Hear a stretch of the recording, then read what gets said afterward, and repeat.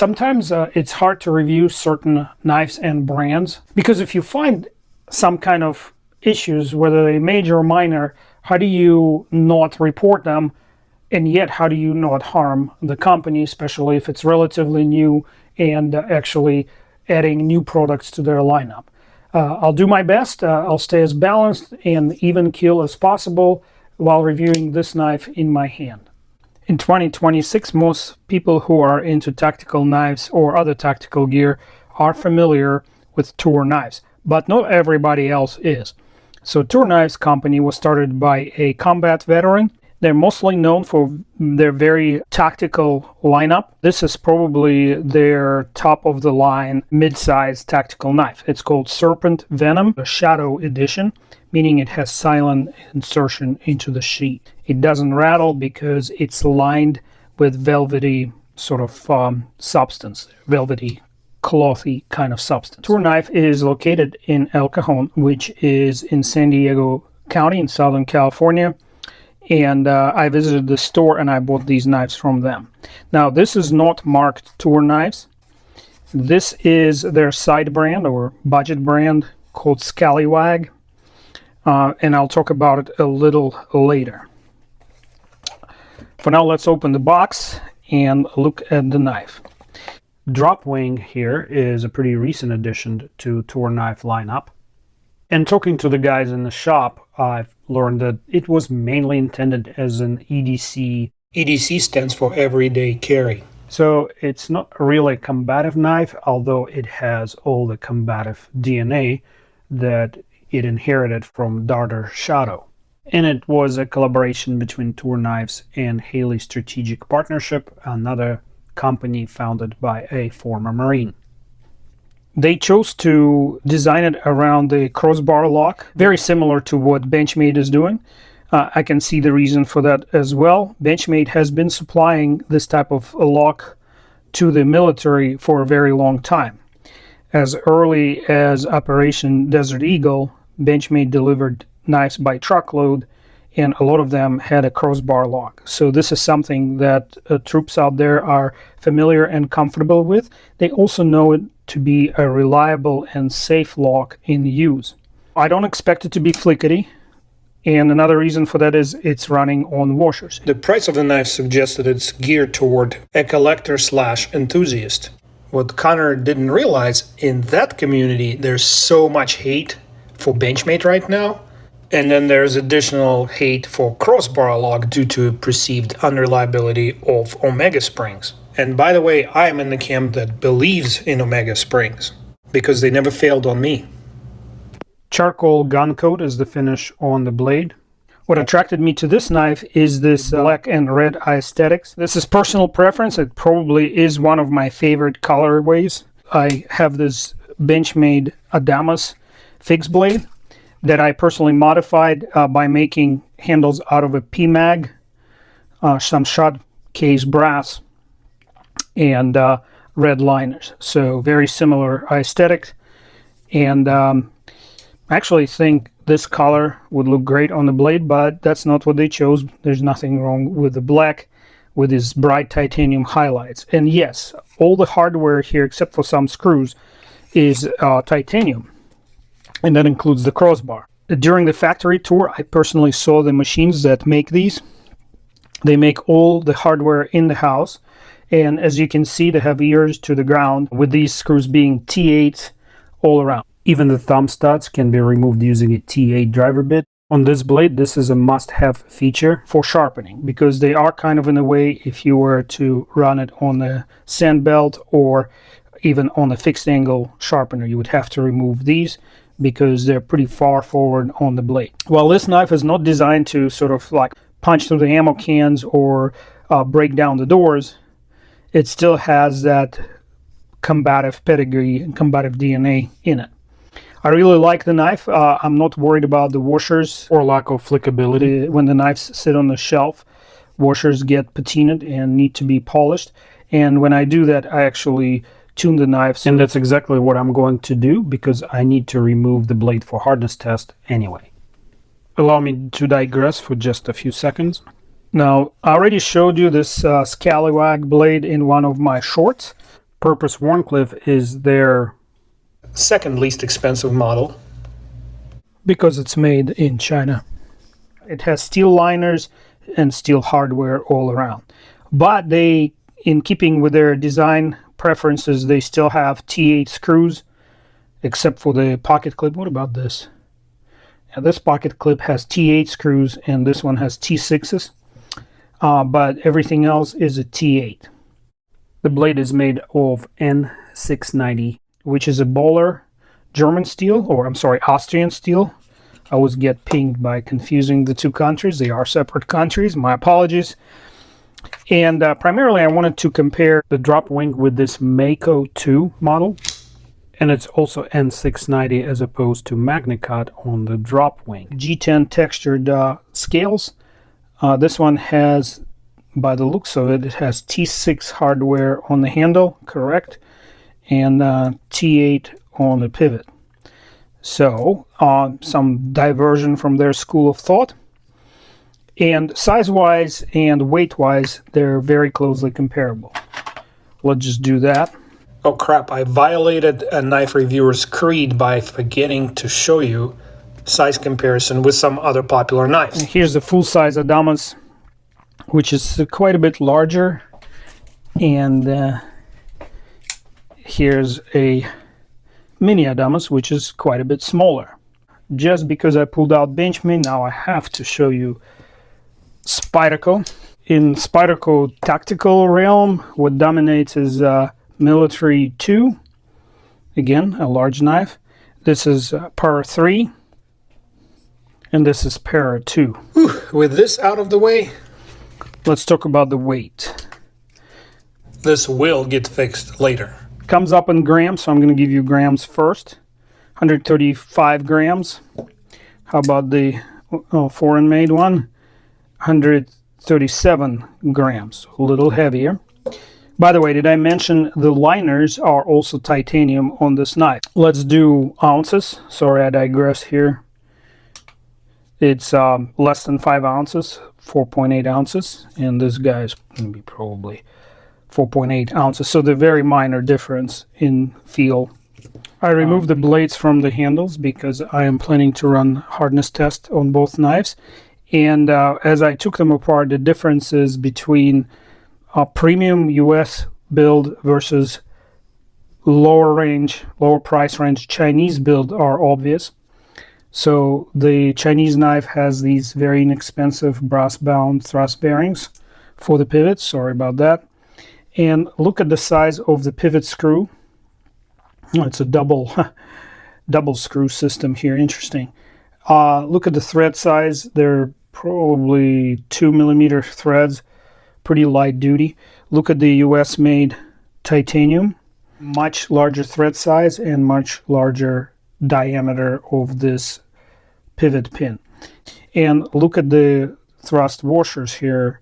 They have these hole patterns in both of them. And contrary to popular belief, these are not there for lubrication. It's a clearance space for debris, like sando metal shavings. I feel like they can still use a little bit of surface treatment, polishing, before I put it back together.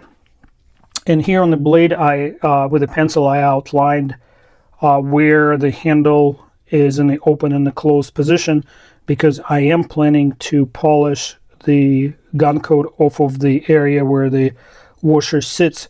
So there's metal to metal contact here, because this surface, while it's not super rough, it does add friction, which is, to me, not particularly desirable. So I'm going to remove some of the coat here to prepare it for tune-up and hardness test. All my hardness tests start with validation of the calibration of my Rockwell tester. And to do that, I use this independently certified calibrated block. It's rated at 61.99 or 62 HRC. So that's what we expect. Applying the primary load, 50 pounds, zeroing out the device. And the process takes about 10 seconds. In the end, I'm expecting to see 62 HRC plus or minus 0.2.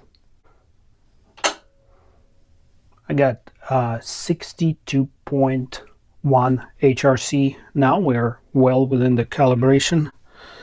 And I am going to start with the blade from Mako 2. That's the knife made overseas, and the blade is made out of Bowler N690 steel, which is a very, very interesting steel. I don't get to test it very often on my channel, so I'm quite excited to see how it performs. The steel is made using electroslug remelting process. That's where the steel is remelted using electrical heat, and it passes through quote-unquote slug filter. The slug is then removed, allowing the new ingot to solidify without extra inclusions. 61 HRC is unexpected because it's at the absolute top of the hardness range for that steel. The behavior of the steel is similar to that of LC200N that Spyderco uses on a lot of their knives, because it has both high carbon and high chromium content. So it's both hardenable and stainless. 60.9 HRC on the second poke, very consistent with the first one. I'm liking what I'm seeing, because what I see is the evidence of potentially cryogenic heat treatment. So basically it's on par with Salt series knife steel Spyderco uses. Ooh, I got a bad read here, and the culprits are the thumb studs, which were touching the cone of the anvil. I have to reposition the blade and do a third poke again. Anyway, without knowing what other internal steels they used on this knife, I cannot pass a judgment whether or not it's going to be as corrosion resistant as a Salt series knives.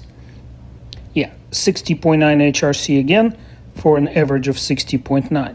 What I can tell you that the blade itself is going to be very corrosion resistant, and it will be very easy to sharpen, just like LC200. And as you can see from the accelerated video, I just placed the DropWing's blade on the anvil, zeroed it out, and I'm ready to go testing this MagnaCut. And I'm a little bit worried, hopefully for nothing. Yeah, I was not wrong. 60.8 HRC, pretty anemic for MagnaCut. They're advertising 61 to 63 HRC on their website, and I'm going to blame this less than stellar result on the coating. All right, pulling the lever on the second poke, 60.4 HRC. Again, it's not a blade killer hardness, but it definitely does not allow the end user to take full advantage of what MagnaCut has to offer. And the community is well aware now that 62.5 to 64.5 is acceptable range. 60.5 HRC on the third poke. Definitely gun code to blame, because it's a high heat application process which continues to temper the blade even after full heat treat cycle is completed. And the gun code itself, while it's not as rough to the touch, it still offers resistance during slicey cuts, because it is a coating. It adds thickness, it adds the surface roughness. The knife cuts okay. There's some tears in that cut. The angle is not very acute. Here's its foreign counterpart, which cuts a lot better, at least the paper. So I put the knives together, and I even reinstalled the thumb studs, because without them I can't show you how much of an improvement polishing the washers and adding minimal amount of lube, what kind of great effect it had on the knife. It's now at the same level of functionality as a new out-the-box Benchmade, so which you also need to persuade sometimes to fall into place. And speaking of Benchmade, they don't come particularly sharp. Now this is an over $400 knife with MagnaCut. It's been tested. It's also heat treated pretty low. So it made me think of Toor sort of taking Benchmade as an inspiration. I would recommend to abandon that idea and look closer at Spyderco knives. Now, as far as flickability, here's a out-the-box function of the Benchmade, basically the same as what I have now on the DropWing. Now, DropWing is machined, as I realized, to much tighter tolerances than Benchmade. For example, this pivot pin has a slip fit, means the diameters of the pin and the holes that it goes through are closely matched. That's to prevent side-to-side rocking, even if the pivot screw comes loose. So if the pivot screw comes loose, this blade is not going to rock this way. It's going to sort of shift that way, but there's no rocking of any kind right now. And its Chinese counterpart, you know, it runs on bearings and it acts like a knife that runs on bearings. The tolerances were by far much more loose on this. So if you start losing torque on the pivot, it will start rocking this way. And I don't know if it's a huge deal or not, but my conclusion is if you just need a really, really good corrosion resistant, tough steel, top of a notch budget knife, that's the way to go. I wouldn't go anywhere lower, even though there are options out there at your local store or at the PX.